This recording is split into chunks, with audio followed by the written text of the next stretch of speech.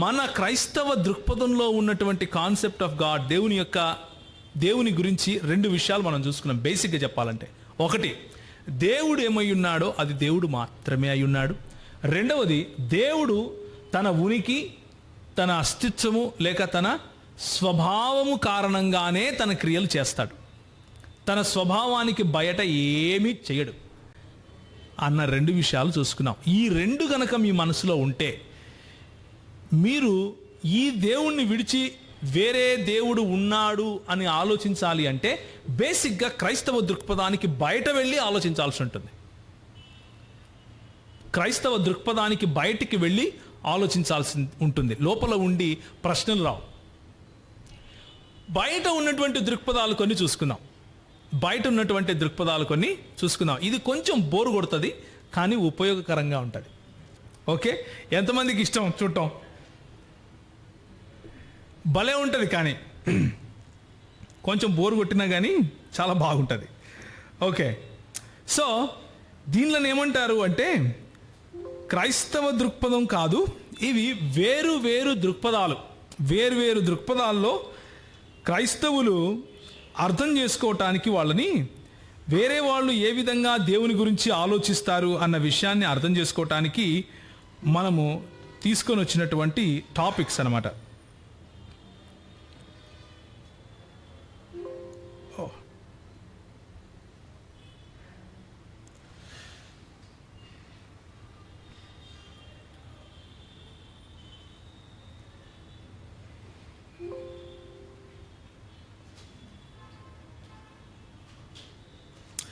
Okay,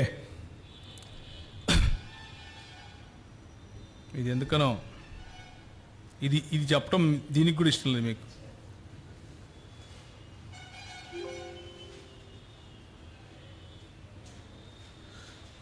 okay, దేవుని గురించి అర్థం చేసుకోవటానికి మనం ఆలోచిస్తున్నాం కదా, ఆ ఆలోచనలో అతి ప్రాముఖ్యంగా మనం వాడుతున్నటువంటిది ఏంటి చెప్పండి? 2 విషయాలు వాడుతున్నాం. ఒకటి, మన కామన్ సెన్స్ అంటాం కదా, సామాన్య తర్కం, సామాన్యంగా ఆలోచించే మన ఇంద్రియాలు. రెండవది, దేవుని యొక్క ప్రకాశం లేకపోతే దేవుని యొక్క ప్రత్యక్షత, విచ్ ఈస్ బైబిల్. 2 విషయాలను మనం దృష్టిలో పెట్టుకొని చేస్తున్నాం. మొదటి విషయం గురించి ఆలోచిస్తాం. కొన్నిసార్లు మనకు వచ్చే ప్రశ్న ఏంటంటే, ఎందుకు మాటికి నువ్వు ఆలోచించాలి, తర్కించాలి అని అంటున్నావు? అది అవసరం లేదు అసలు మనకు అని అనిపించవచ్చు. కానీ నిజానికి లాజిక్ లేకపోతే ఆ తర్కము అన్నది చాలా ఇంపార్టెంట్. ఎందుకు ఇంపార్టెంట్ అంటే, లాజిక్ అన్నది ఇంపార్టెంట్ కాదు, తర్కం అన్నది మనకు అక్కర్లేదు అని చెప్పటానికి కూడా తర్కం ఉపయోగించాలి. బౌన్సరా? మళ్ళీ చెప్తాను ఎందుకు అది ప్రాముఖ్యం అంటే, తర్కం అన్నది అవసరం లేదు అని చెప్పటానికి కూడా తర్కాన్నే ఉపయోగించాల్సి ఉంటుంది. తర్కము అన్నది అంత మనము ఇన్ఎవిటబుల్, అంటే దాన్ని మనం తీసేయలేం, దాన్ని మనం తోసిపుచ్చలేం, దాన్ని మనం ఇది అవసరం లేదు మనకు అని అనుకునేది కాదు, అది ఉండి తీరుతుంది. ఉదాహరణకు, A = A, ఇందులో అర్థం చేసుకోవడానికి ఏమైనా కష్టం ఉందా? దీన్ని ఏమంటారంటే లా ఆఫ్ ఐడెంటిటీ అంటారు. అంటే దేవుడు మాత్రమే అయి ఉన్నాడు. ఇదేగా నేను చెప్పింది అప్పటి నుంచి. అర్థమవుతుందా మీకు? A = A అర్థం చేసుకోవడం కష్టమా? కాదు. దేవుడు మాత్రమే అయి ఉన్నాడు అని చెప్పటాన్నే అది లాజిక్, ద లా ఆఫ్ లాజిక్లో మొట్టమొదటి మాట. A = A, the law of identity. రెండవ మాట, the law of excluded middle, అంటే A is not equal to non A. అర్థం కాలేదా? మళ్ళీ చెప్తాను.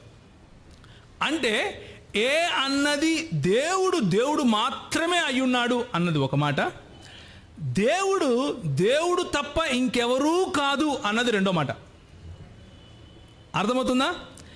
ఒకటే మాటనే నేను వేరే రకంగా చెప్తున్నాను, అంటే మధ్యలో గ్రే షేడ్స్ కూడా లేవు అని అర్థం.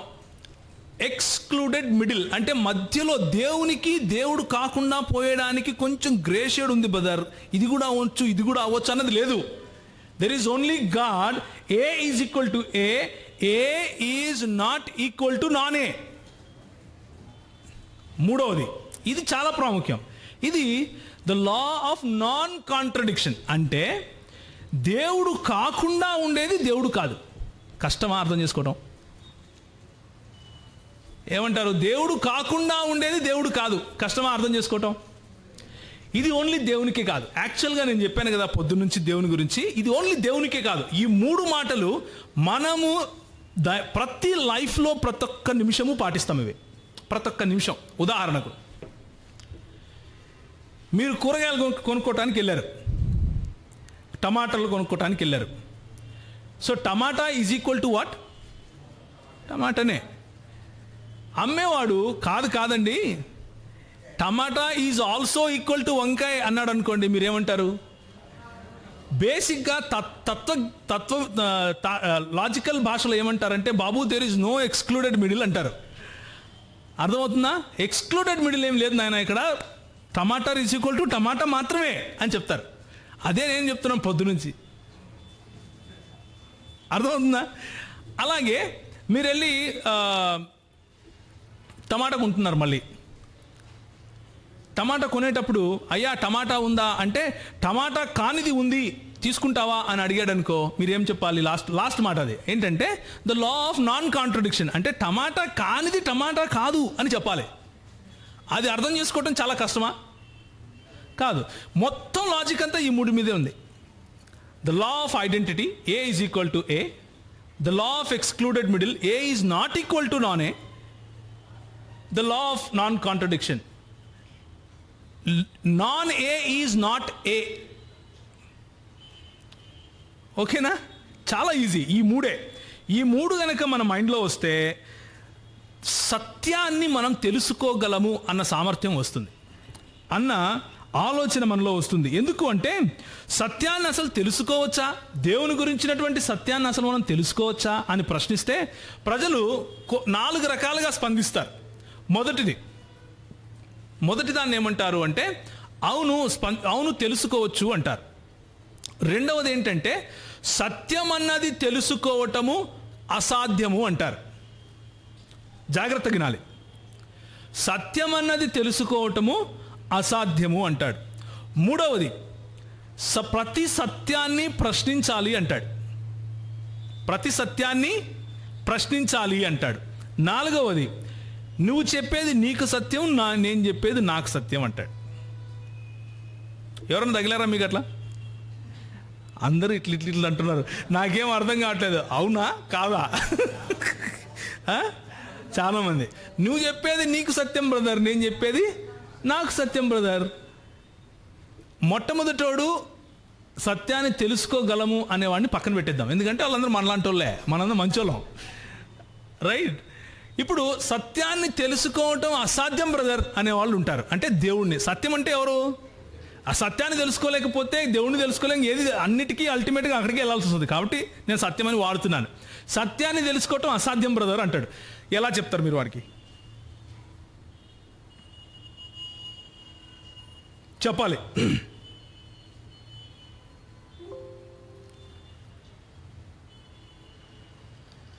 చెప్పరా? అసలు నాకెందుకు అంటారా? నేనే చెప్పాలా? చెప్పండి సార్, చాలా ఈజీ.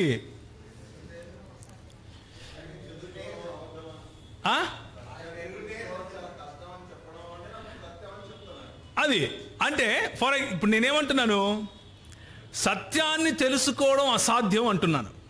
ఇప్పుడు సిస్టర్ లేసి లేకపోతే బ్రదర్ లేసి ఏమంటాడు అంటే, నువ్వు చెప్పింది సత్యమేనా అంటాడు. అప్పుడు నేనేం చేయాలి? సత్యమే అంటే సత్యం తెలుసుకోవడం అసాధ్యం కదా. అర్థమవుతుందా? అర్థం కాలేదా? మళ్ళీ చెప్తాను. సత్యాన్ని తెలుసుకోవటం అసాధ్యం అని నేను చెప్పాను అనుకోండి, మీరు లేచి మరి నువ్వు ఇప్పుడు వరకు చెప్పింది సత్యమేనా అని అడిగారు అనుకోండి, నేనేం చెప్పాలి? సత్యమే అని చెప్పాలి. అంటే సత్యం తెలుసుకోవచ్చు అని అర్థం. అంతే కదా. దీన్ని ఏమంటారంటే లాజికలీ కాంట్రడిక్టింగ్ స్టేట్మెంట్స్ అంటారు. అంటే నన్ను నేనే చంపుకోవటం. అర్థమైందా? అంటే నేనే కత్తిచ్చి నన్ను ఒడసరా అని చెప్పటం. సత్యం తెలుసుకోలేము అని చెప్పటం ఒకవేళ సత్యం అయితే సత్యం తెలుసుకోవచ్చు. అది సత్యం కాదనుకోండి, వినాల్సిన అవసరం లేదు. అర్థమవుతుందా? అది సత్యం కాకపోతే చెప్పడం ఎందుకు, వినడం ఎందుకు నేను? సో సత్యమును తెలుసుకోవటం అసాధ్యము అన్న మాట నిలబడదు. నెంబర్ 1. రెండవది, అట్లా కాదు బ్రదర్, ప్రతి సత్యాన్ని ప్రశ్నించాలి.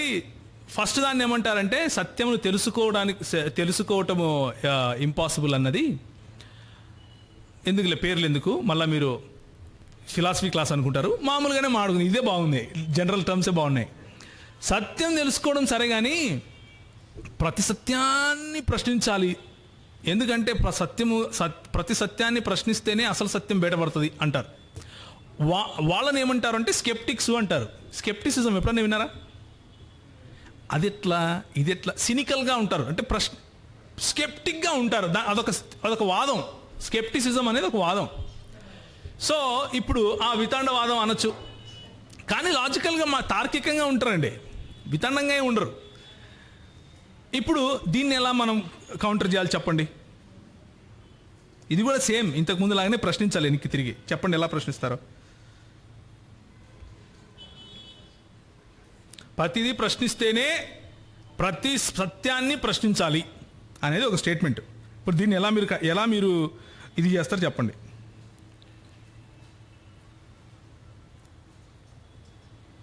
అసలు చేయరా?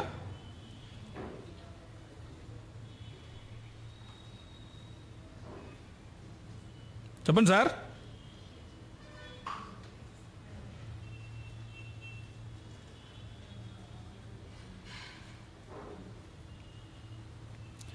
ఇప్పుడు నేను చెప్పిన దాన్ని కూడా ప్రశ్నించాలి కదా మీరు. అర్థమవుతుందా? ప్రతి సత్యాన్ని ప్రశ్నించాలి అనే సత్యాన్ని కూడా మీరేం చేయాలి? ప్రశ్నించాలి.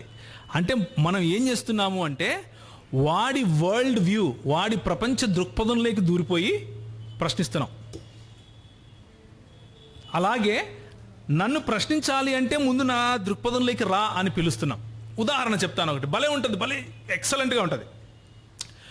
ఒక ఇద్దరు డిబేట్ చేస్తున్నారు.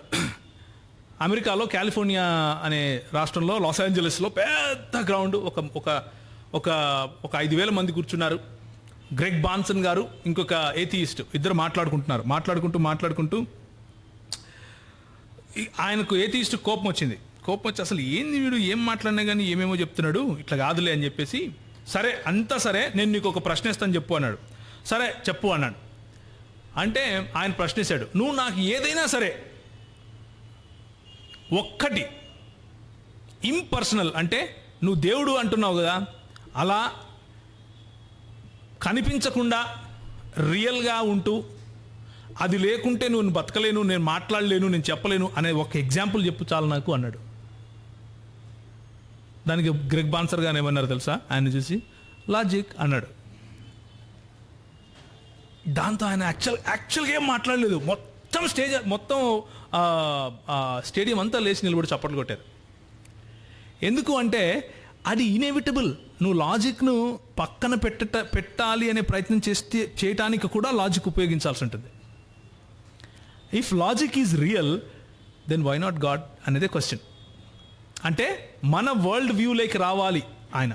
ఇంకొక ప్రశ్న, అదే వ్యక్తితో గ్రెగ్ బాన్సర్ గారు మాట్లాడుతూ ఇలా అడిగారు, అసలు నువ్వు ఏథియిస్ట్ అయినావు కాబట్టి, అంటే నాస్తికునివి కాబట్టి, మొట్టమొదటిది నాస్తికవాదమే, నాస్తికునివి కాబట్టి అసలు లాజిక్ వాడడానికి వీలే లేదన్నాడు. ఆయనకేం అర్థం కాలేదు. అదేంటి, అసలు రీజనింగ్ తీసుకొని వచ్చిందే మేము అన్నాడు.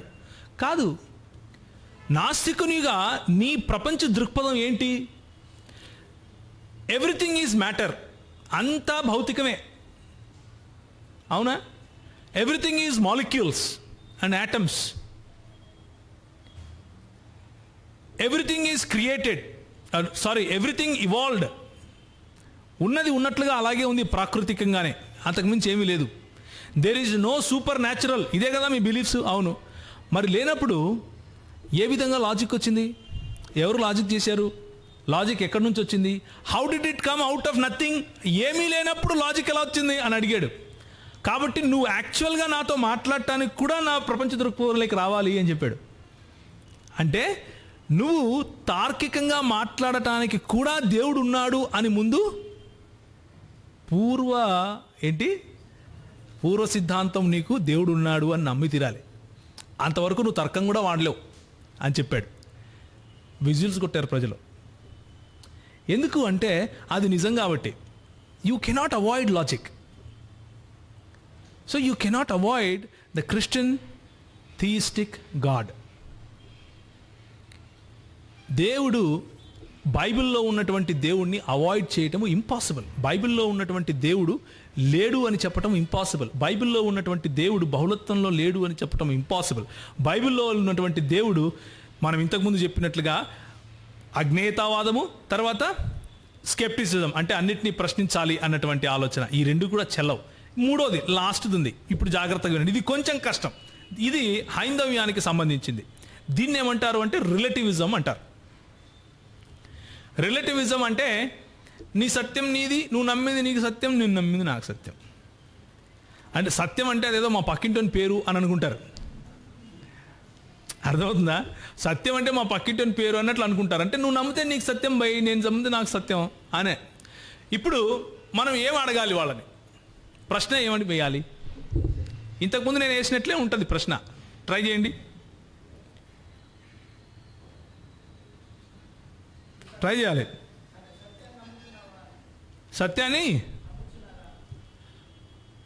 సత్యాన్ని నమ్ముచున్నాను అన్నది మీరు నమ్మితే మీరు నమ్మండి, నేను నమ్మితే నేను నమ్ముతా, అట్లా.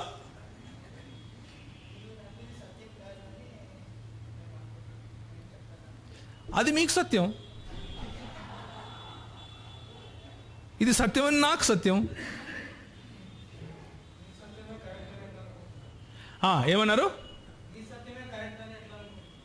నేను అనుకుంటున్నాను కాబట్టి అనుకుంటున్నాను.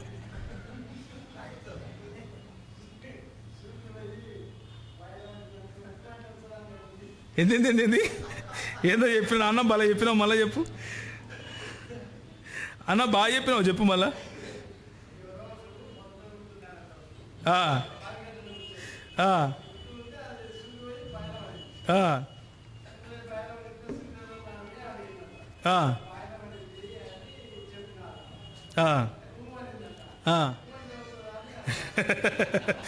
ఓకే ఓకే, మాది కూడా కడపే. మీకు తెలుసునో తెలీదో, నేను కడపనే, నాకు తెలుసు అది కథ. మీరు నేనేదో ఎక్కడి నుంచి వచ్చినా అనుకున్నారు. నేను నాది ఊరే కడపే, మా నాయనది కర్నూలే. ఎనీవేస్, నేను అనేది ఏంటంటే ఆ ప్రశ్నకు సమాధానం ఆ ప్రశ్నలోనే ఉంటుంది. ఉదాహరణకి చూడండి, మీరు నమ్మింది మీకు సత్యం అంటే సత్యము అన్నది నిస్తరమైనది కాదు, అబ్సల్యూట్ కాదు, అది అనుగుణంగా ఉండదు, అది కేవలము మీ ఆలోచనకు మీకు సత్యం, నా ఆలోచనకు నాది సత్యం అని చెప్పే వాళ్ళతో వేసే ప్రశ్న ఏంటంటే, ఇప్పుడు మీరు ఏదైతే చెప్పారో, ఏమని, నేను నమ్మేది నాకు సత్యం, మీరు నమ్మేది మీకు సత్యం అన్నది, అది కూడా ఇద్దరికీ సత్యమా లేక మీకు మాత్రమే సత్యమా అని అడగాలి. అర్థమవుతుందా? మీరు చెప్పిన ఆ సత్యం అనే స్టేట్మెంట్ అది ఇద్దరికీ చెల్లుతుందా, నీకు ఒక్కరికే చెల్లుతుందా? నాకొక్కరికే చెల్లుతుంది అన్నాడు అనుకోండి, సత్యం ఏంటి, నిస్తరమైనది అయిపోతుంది. అంటే అబ్సల్యూట్, అందరికీ ఒకటే సత్యం ఉండాలి. అవునా కాదా? ఇలాంటి స్టేట్మెంట్స్ భారతదేశంలో క్రైస్తవులను వ్యతిరేకించే వాళ్ళు చేస్తూ ఉంటారు. ఇంతవరకు మా బ్రదర్ బిబు చెప్పినట్లుగా పరస్పర వైరుధ్యం ఉన్న మాటలు వాళ్ళు మాట్లాడుతూ క్రైస్తవుల పైన అబాండాలు వేస్తూ ఉంటారు. పరస్పర వైరుధ్యం ఉన్న మాటలు మాట్లాడుతూ క్రైస్తవులు మాత్రమే అబాండాలు, పరస్పరం అంటే భేదాభిప్రాయాలు పుట్టిస్తున్నారు అని చెప్తూ ఉంటారు. ఉదాహరణకు ఒక ఉదాహరణ చెప్తాను, వీళ్ళని ఎలా ట్యాకిల్ చేయాలో చూడండి. ఉదాహరణ, ఇప్పుడు సత్యము అన్నది నువ్వు నమ్మేది నీకు సత్యం, నేను నమ్మేది నాకు సత్యం అని చెప్తున్నావు కదా, ఇదే లాజిక్, ఇదే స్టేట్మెంట్ మనము మెడికల్ టర్మ్లో ఉపయోగిస్తే ఎలా ఉంటుందో ఆలోచించండి. అంటే నేను డాక్టర్ దగ్గరికి వెళ్ళాను, డాక్టర్ దగ్గరికి వెళ్ళి, అయ్యగారు తలనొస్తుంది అంటే సరేరా అని పడుకోబెట్టి ఆయన కాలు కోసాడు అనుకోండి, ఎలా ఉంటుంది? నీకు తల అనేది ఇక్కడుంది, నా ప్రకారం తల కింద ఉంది, ఏమంటారు? అవుతుందా? సెట్ కాదు. నేను వెళ్ళి మలేరియా జబ్బు వచ్చింది నాకు అని చెప్తే ఆయన క్రోసిన్ టాబ్లెట్ ఇచ్చాడు అనుకోండి, ఈడోడు రైడు అనుకుంటారు. లేకపోతే దగ్గుమంది ఇచ్చాడు అనుకోండి, ఏమైంది సార్ నీకు, నీవు బాగానే ఉన్నావా అని అడుగుతాం. అవునా కదా? ఎందుకు అంటే ఆ పద్ధతి చెల్లదు, ఆ పద్ధతి ఈజ్ నాట్ కోహెరెంట్. అంటే అది సమాజానికి ఉపయోగపడే పద్ధతి కాదు. ఇంకొక ఉదాహరణ, నేను వెళ్ళి న్యాయ వ్యవస్థ గురించి ఆలోచిద్దాం. న్యాయ వ్యవస్థలోకి వెళ్ళి జడ్జి గారితో అన్నాను, అయ్యా నాకు న్యాయం కావాలి అని. సరే చెప్పు ఏం కావాలి అన్నాడు. మా ఇంటి పక్కన రమేష్ అనేవాడు నా ఇంట్లో ఒక సెంటు స్థలం తీసేసుకున్నాడు సార్, నాకు ఇప్పించు సార్ అని అడిగాం. అడిగితే మన జడ్జి గారు కూర్చొని ఇద్దరిని రమ్మన్నాడు. ఆడికి వచ్చిన తర్వాత ఓకే, నా డాక్యుమెంట్లు తీసుకున్నాడు, ఆయన డాక్యుమెంట్లు తీసుకున్నాడు. తీసుకొని సరే అని చెప్పి నా ఆస్తి అంతా వానికి రాశాడు. నేను వెళ్ళి ఏం సార్ ఇలా చేసావు అంటే, మరి నా ఉద్దేశంలో ఆయనే ప్రవీణు, నువ్వు రమేషు అన్నాడు అనుకో, అప్పుడు అర్థమవుతుందా నేను చెప్పేది? సో సత్యం అన్నది అందరికీ ఒకే రకంగా ఉండాలి. మన సొంత ఆలోచనల కారణంగా మారడానికి వీల్లేదు. ఉదాహరణకు నేను ఇక్కడ ఒక రూపాయి కాయిన్ పైకేసాను అనుకోండి, ఏమవుతుంది? పడుతుందా గ్యారంటీగా? అమెరికాలో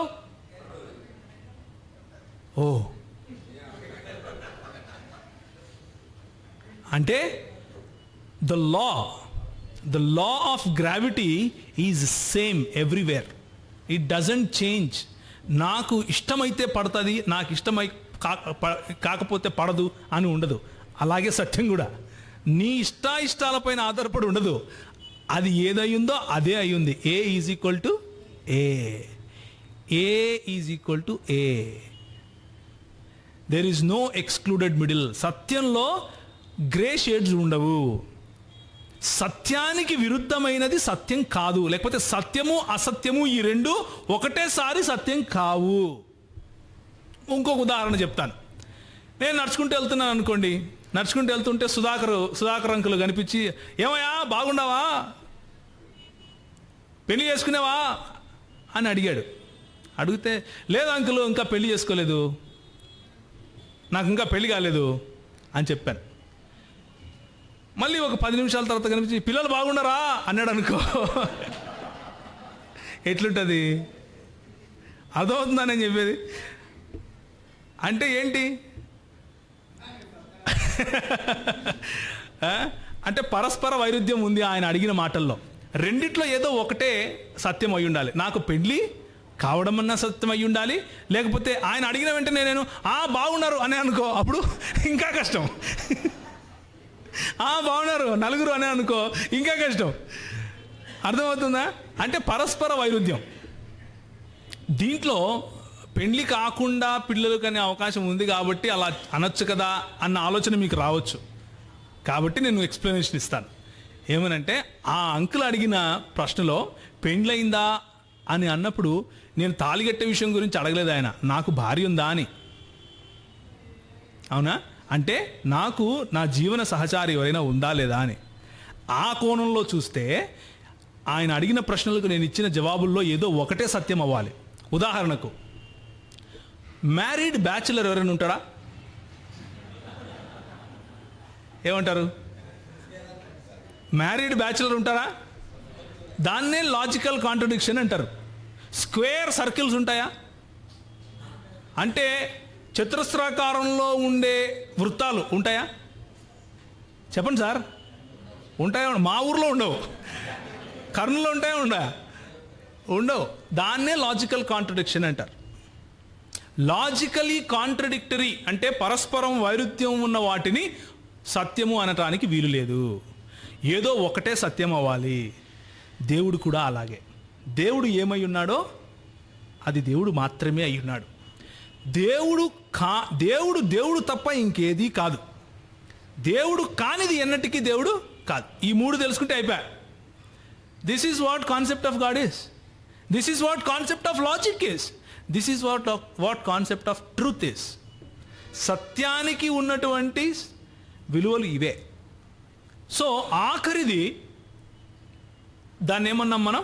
రిలేటివిజం అన్నాం. అంటే నీ సత్యం నీకు, నా సత్యం నాకు.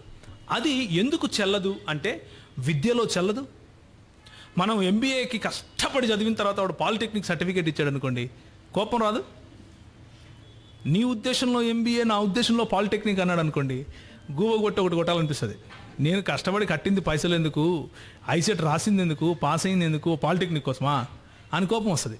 సో ఆ పద్ధతి ఎక్కడా చెల్లదు. సత్యంలోనూ చెల్లదు, దేవునిలో అసలు చెల్లదు. నీకు నచ్చినవాడు నీకు దేవుడు, నాకు నచ్చినవాడు నాకు దేవుడు అన్నది ఉండదు. సత్యం అన్నది ఎక్కడైనా సత్యమే. అమెరికాలో అయినా సత్యమే, ఇండియాలో అయినా సత్యమే, ఏదైనా సత్యమే. సత్యము బిలీఫ్స్ పైన ఆధారపడి ఉండదు. అంటే నా నమ్మకాల పైన ఆధారపడి ఉండదు. సత్యం అన్నది నా ఇమోషన్స్ పైన ఆధారపడి ఉండదు. అంటే నాకు నచ్చిందా నచ్చలేదా అన్న దానిపైన ఆధారపడి ఉండదు.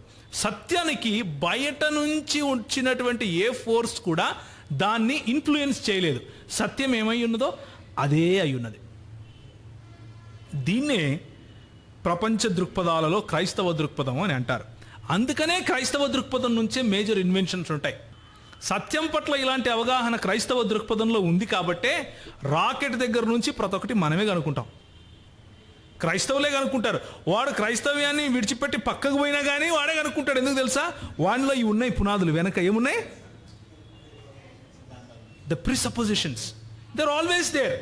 దేవుడు ఈ భూమిని సృష్టించిన తరువాత దాన్ని మనుషులకు ఉపయోగకరంగా చేశాడు అన్నది వాడికి తెలుసు కాబట్టి దాంట్లో నుంచి అన్ని ఉపయోగాలు ఎతుకుతాడు. అర్థమవుతుందా? దేవుడు దీన్ని చేశాడు, దీన్ని నాశనం చేయండి అన్న దృక్పథం ఉన్నవాడు ఏం చేస్తాడు? నాశనం చేయడానికే ఉంటాడు. అర్థమవుతుందా? ఈ భూమిని ఏం చేయమన్నాడు ప్రభు? స్వతంత్రించుకొని ఏలమన్నాడు. అందుకనే మనం ఇలా ఉన్నాం. క్రైస్తవ దృక్పథానికి ఉన్నటువంటి గొప్పతనం అది. మనము ఏలేవాళ్ళం. దీన్ని కన్సర్వ్ చేస్తాం, ప్రిజర్వ్ చేస్తాం, కానీ కన్స్యూమ్ చేయము, అంటే నాశనం చేయము. అది ఫరక్ మన దృక్పథానికి వేరే దృక్పథాలకు. ఒకడు యాక్సిడెంట్ అయ్యి వాడిని తలకాయ పోయిపోయి ఆడు ఉంటుంది. మనం వచ్చి వాడి కర్మరా అన్నాం అనుకో, మనం ఏం నమ్ముతున్నాం? ఏ సిద్ధాంతం నమ్ముతున్నాం? చెప్పండి, ఏం సిద్ధాంతం? వాడికి ఏమో ఏదో పోయిన జన్మలో ఏమో చేసుకుని ఉంటాడు వీడు, అందుకే ఇట్లుంది. కానీ క్రైస్తవుడు ఏం చేస్తాడు? తన షర్ట్ ఇప్పి కట్టుకట్టి తీసుకెళ్తాడు. ఎందుకు తీసుకెళ్తాడు చెప్పండి? వాడు ఎవరి స్వరూపంలో ఉన్నాడు? వెనకలు ఏం నడుస్తుంది? ప్రీసపోజిషన్స్ నడుస్తున్నాయి. వాడు క్రైస్తవ్యం గురించిన కొంచెం అవగాహన ఉంటే చాలు, వాడు మళ్ళీ తిరిగి జన్మించాల్సిన అవసరం కూడా లేదు. అయినా కానీ ఆ గుణాలు వస్తాయి. ఎందుకు వస్తాయి తెలుసా? ఇందుకే. సో ప్రపంచాన్ని ఒక మనిషి చూసే దృక్పథాన్నే ప్రపంచ దృక్పథం అంటారు. తనకున్న కళ్ళజోడు క్రైస్తవ కళ్ళజోడు అయితే క్రైస్తవ కళ్ళజోడుతో చూస్తాడు. తనకున్న దృక్పథం నాస్తిక కళ్ళజోడు అయితే నాస్తికునిగా చూస్తాడు. తనకున్న కళ్ళజోడు హైందవ్యం అయితే హైందవ కళ్ళజోడుతో చూస్తాడు. అలాగే మిగిలిన దృక్పథాలన్నీ కూడా. కానీ క్రైస్తవ దృక్పథంతో చూస్తే మనకు ప్రపంచం ఎలా కనిపిస్తుంది అని నేను మీకు చెప్పాను. అందులో ఏం చెప్పాను అంటే, లేఖనము అనే కళ్ళజోడుతో చూస్తాం. మనం లేఖనము అనే కళ్ళజోడుతో చూసినప్పుడు దేవుడు సర్వశక్తిమంతుడు, సర్వజ్ఞుడు, సర్వవ్యాపి, ఆయన సర్వ పరిపూర్ణమైన ప్రేమతో మనల్ని ప్రేమించువాడు అని చూసాం. కనుకనే ఆయన సృష్టి, ఆయన చేసినటువంటి మనుష్యులు, దాని పట్ల ఆయన చూపించినటువంటి ప్రేమ, దాన్ని ఆయన వారి కొరకు ఉపయోగించుకునే విధంగా ఆయన చేసినటువంటి ప్రతి ఒక్కటి కూడా ఇట్ మేక్స్ సెన్స్. అందులో సత్యంగా అనిపిస్తుంది.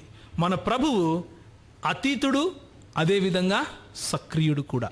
He is innate and he is transcendental. ఆయన అతీతుడు మరియు కానీ మన దేవుడు పరిమిత దైవవాదంలాగా ఒకదాన్ని చేసి వదిలిపెట్టిన వాడు కాదు. లేకపోతే బహుదైవారాధనలాగా ఎంతోమంది దేవుళ్ళు ఉంటే ఆ దేవుళ్ళ కలయిక ఒక దేవుడిగా చెప్పుకున్నటువంటి మన దేవుడు కాదు. మనది పరిమిత దైవవాదము కాదు, బహుదైవారాధన కాదు, జగదభిన్నవాదము కాదు అంటే హైందవ లేకపోతే ప్యాంథియిజం అంటారు. అంటే సృష్టికర్త మరియు సృష్టికర్తలోనే సృష్టి కూడా ఉంది. It all flows back to సృష్టికర్త. ఇదంతా మళ్ళీ తిరిగి సృష్టికర్తలోకే వెళ్ళిపోతుంది అన్న సూత్రం కూడా కాదు. సృష్టి వేరు, సృష్టికర్త వేరు. We belong to duality. Non duality కాదు మనది, డ్యుయాలిటీ. రెండు భిన్నమైనటువంటి రియాలిటీస్. ఒకటి దేవుడు, రెండు దేవుడు కానిది. అర్థమవుతుంది కదా? ఒకటి సృష్టి, రెండు సృష్టికర్త. ఈ విషయాలు మనం గమనించుకున్నాం. ఇది మనకు పునాది. ఈ పునాది పైన రేపటి నుంచి త్రిత్వం అనే దాన్ని కడతాను. ఈ పునాది అర్థమైతే త్రిత్వం అనే కాన్సెప్ట్ చాలా ఈజీగా అర్థమవుతుంది. It's like A cake walk from tomorrow. తలలో ఉంచుకుంటే ప్రార్థన చేసుకుందాం.